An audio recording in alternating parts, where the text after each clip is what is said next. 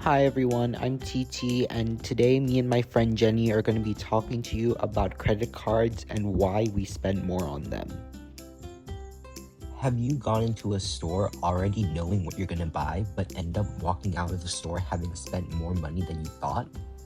Yeah, Have you ever scrolled through Amazon in the middle of the night and found yourself ordering a bunch of things you didn't need? actually, just last night. If this sounds similar to you, then you definitely aren't alone, and there's actually an explanation for this. Economists have found that the way we pay for things actually influences how much we spend too. In traditional economics, we assume that people are rational when they make decisions. They think through the pros and cons before taking action.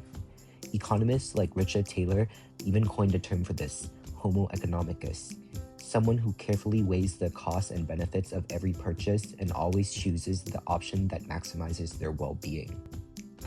But people don't actually behave rationally all the time, right? That's right, Jenny. Sometimes people may make decisions that don't make any logical sense.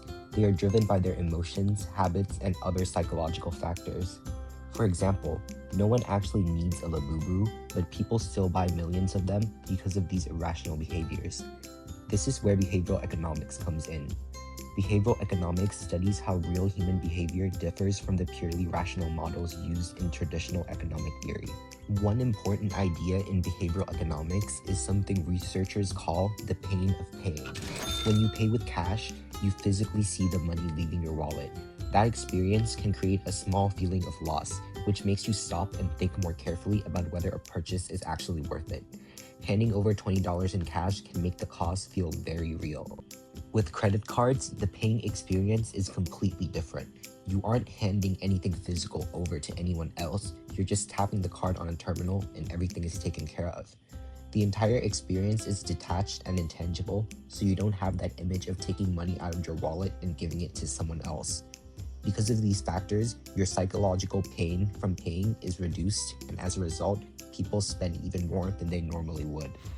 And it's even easier now with Apple Pay. You don't even need to bring your wallet anymore. It's all on your phone, and now your phone's probably already in your hand, so you just tap your phone and everything's taken care of. Researchers have actually tested this idea in real experiments. In one well-known study by economists Jason Prelec and Duncan Semester at MIT, participants were asked to bid for tickets to a basketball game. Some participants were required to pay with cash while others paid using credit cards. The results were striking.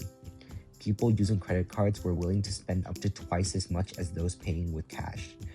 Researchers concluded that credit cards reduce the psychological cost of spending, which makes people more comfortable paying higher prices. Are there any other reasons why people might choose to spend more money with credit cards? Another reason credit cards affect spending behavior is that they separate the act of buying something from the moment you actually pay for it. When you pay with cash, the cost happens immediately, but with a credit card, the payment doesn't happen until you receive your bill weeks later. Because the financial consequences are delayed, it becomes easier to ignore how much you are really spending in the moment. Behavioral economists refer to this as mental accounting, which describes how people mentally organize and track their money. When purchases and payments are separated, it becomes harder for our brains to connect spending with its true cost. This can lead people to underestimate how much they are actually spending over time. Wow, I never knew there was so much research done about how we spend money with our credit cards. Understanding these psychological effects matters because credit cards play such a large role in modern financial life. While credit cards offer convenience and flexibility, they can also make it easier for people to overspend or accumulate debt without realizing it.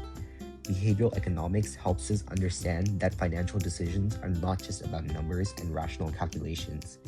They are also shaped by psychology and by the context in which choices are made. Something as simple as the method of payment can influence how we think about money and how much we are willing to spend. So the next time you reach for your credit card, it might be worth remembering that the ease of swiping is not just convenience, it is also psychology at work.